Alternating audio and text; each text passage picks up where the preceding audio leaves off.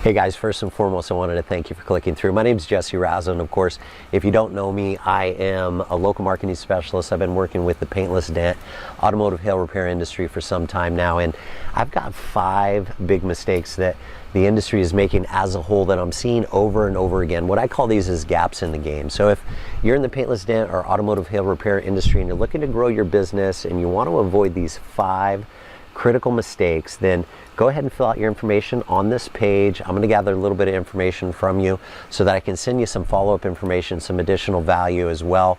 But what I'm going to do is I'm going to give you instant access to my video training and give you access to those 5 critical mistakes that I see paintless dent and automotive hail repair companies making over and over and over again. So it's packed full of some really great content, and again, I know you'll get a ton of value out of it. So go ahead, click on the button below or click on the link in the description of this video, and I'm going to share with you what I'm seeing over and over and over again, gaps in the game, and where you can really gain a competitive advantage over your local competition. So hopefully you click through, get a ton of value out of there, and by all means, let me know what you think. So looking forward to speaking with you, and I'll see you on the inside.